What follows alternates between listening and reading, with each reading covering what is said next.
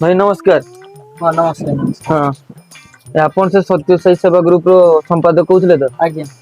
ଆଉ ମୁଁ ଗୋଟେ କଥା କହିଥାନ୍ତି ଖରାପ ଭାବିବେନି। ନା ନା କଣ?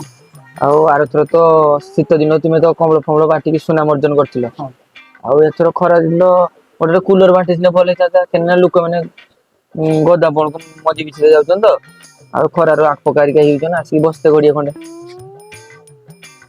ଭାଇ ଯାହାବି ଦେଇଥାନ୍ତି ସେ ମୁଁ ଆଗରୁ ତ କଂଗ୍ରେସ କରୁଥାଏ ଆପଣ ଜାଣ। ହୁଁ ଏଇ ବିଜେପି କୁ ଡାକିଥିଲି ଗୋଟେ ଟିକଟ ପାଇଁ। ହୁଁ ସେ ଟିକଟ ପାଇଁ ଯାଇଥିଲି ଅଫିସ କୁ। ହୁଁ ସେଠି ସେ ପଚାଶ ଟଙ୍କି ପୁଅ ମୋ ସାଙ୍ଗରେ ମାରପିଟ କରିଦେଲା। ହୁଁ ଦଳ ଗଡିଆରୁ ଗୋଡେଇ ରଖିଲା ମତେ। ହୁଁ କିନ୍ତୁ ଭାଇ ମୁଁ ରାଜନୀତି ଛାଡି ଦେଇଛି। ତେଣୁ ମୁଁ ଆମର ପରିବେଶ ବି ବର୍ତ୍ତମାନ ବହୁତ ଖରାପ ଭାଇ।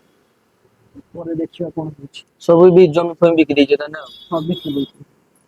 ହଉ ହଉ ଭାଇ ଆସୁଛି ଆଜ୍ଞା। ଆଁ ପରେ ଦେଖା କରିବି ହଁ। ହଉ।